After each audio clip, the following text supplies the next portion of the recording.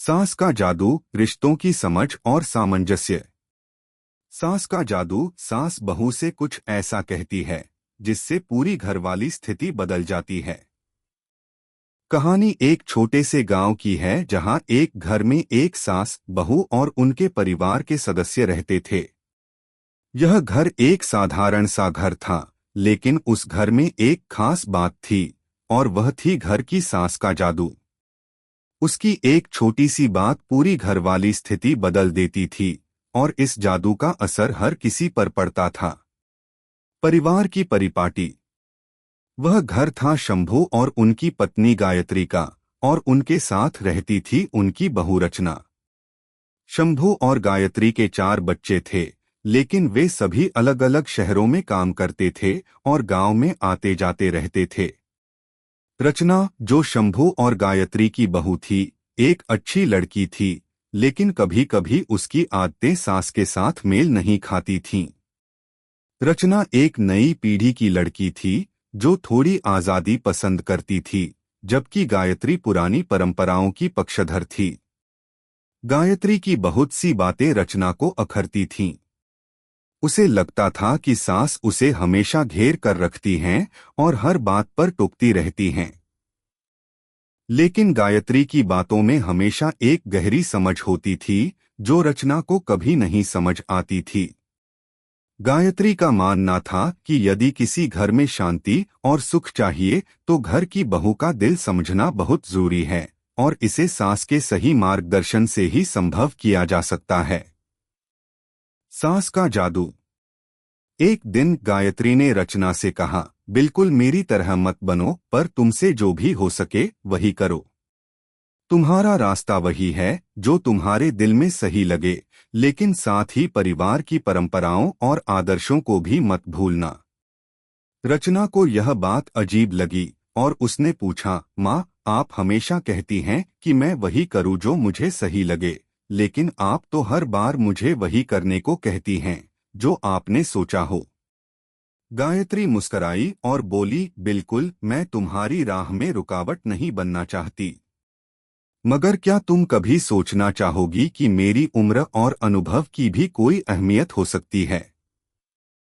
हमारी पारिवारिक परंपराएं और संस्कार सिर्फ नियम नहीं हैं, बल्कि वे हमारे घर की शांति और सुख का कारण हैं। रचना थोड़ी चुप हो गई और उसके मन में विचार आया कि क्या उसकी सास सही कह रही हैं। वह खुद भी अपने तरीके से खुश रहना चाहती थी, लेकिन क्या घर की परंपराओं और सास के कहे अनुसार चलने में कुछ गलत था। गायत्री की एक आदत थी कि वह हमेशा अपनी बहू के दिल की बात जानने की कोशिश करती थी। वह रचना से कभी सीधे नहीं पूछती थी कि वह क्या चाहती है, लेकिन हमेशा अपनी बातों में उसे सोचने के लिए कुछ ऐसा कह जाती थी कि रचना खुद ही समझ जाए। एक दिन गायत्री ने रचना से कहा, तुम जानती हो रचना, जीवन में सबसे जरूरी बात यह है कि हम एक दूसरे के दिल को समझें। तुम मुझसे हमेशा यही कहती हो कि मैं तुम्हारी जिंदगी में दखलंदाजी करती हूँ, लेकिन क्या तुम जानती हो कि यह केवल एक प्रेम का रूप है। मैं चाहती हूँ कि तुम खुश रहो, लेकिन मुझे यह भी लगता है कि तुम्हारी खुशी तभी होगी जब तुम दूसरों की खुशी का भी ख्याल रखोगी। रचना चुपचाप सुनती रही। वह समझ नहीं पा रही थी कि सास की बातें उसे क्यों इतनी प्रभावित कर रही थीं। मगर एक बात थी, गायत्री ने उसे कभी यह महसूस नहीं होने दिया कि वह उस पर दबाव डाल रही हैं। गायत्री की बातें सीधे दिल पर असर करती थीं। स्थिति का बदलना। समय के साथ रचना को यह समझ आने लगा कि गायत्री की बातें केवल जिम्मेदारी की नहीं, बल्कि सच्चे प्यार और परवाह की होती थीं। धीरे धीरे रचना ने महसूस किया कि घर के सभी सदस्य, चाहे वे बच्चे हों, पति हो या शंभू और गायत्री की पूरी संतान, सभी को एक दूसरे के साथ सामंजस्य बनाए रखने की आवश्यकता थी। रचना ने गायत्री की सलाह पर विचार करते हुए अपने व्यवहार को थोड़ा बदलने का निर्णय लिया। एक दिन रचना ने गायत्री से कहा, माँ, मैं समझती हूँ कि अब मुझे घर के परंपराओं को समझने और सम्मान देने की जरूरत है। आप हमेशा मुझे सही रास्ता दिखाती हैं और मैं अब आपकी बातों का महत्व समझने लगी हूँ। गायत्री ने रचना को आशीर्वाद दिया और कहा, तुम्हारा फैसला मेरे लिए बहुत मायने रखता है, रचना। मुझे खुशी है कि तुमने समझा कि परिवार की शांति और समृद्धि में हर किसी का योगदान अहम है। अगर घर में किसी का दिल नहीं दुखेगा, तो हर दिन खुशियों से भरा रहेगा। रचना के भीतर एक बदलाव आया। वह अब घर में अपनी सास के साथ और अधिक मिलजुल कर रहने लगी। उसने अपने पति और बच्चों से भी सामंजस्य बनाए रखने का प्रयास किया।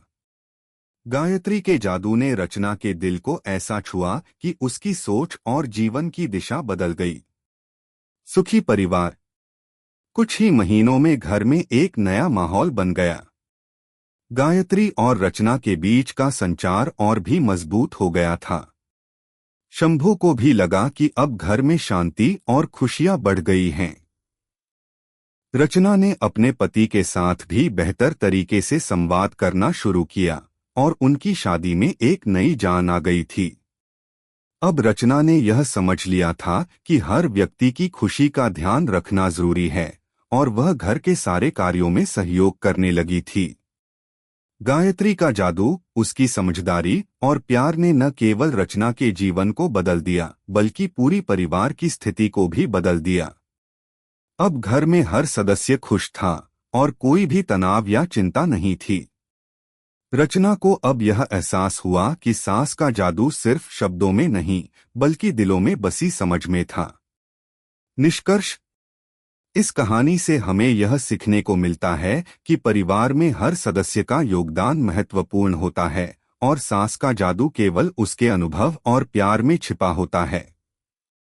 अगर हम अपने परिवार की परंपराओं और रिश्तों को समझने की कोशिश करें, तो हम अपने जीवन को और भी खुशहाल बना सकते हैं। गायत्री का जादू रचना की सोच को बदलकर उसे एक बेहतर इंसान बना गया और इस तरह पूरे परिवार में सुख और शांति का आगमन हुआ। सास का जादू सिर्फ शब्दों में नहीं, बल्कि दिलों की समझ में होता है और यही असली ताकत होती है।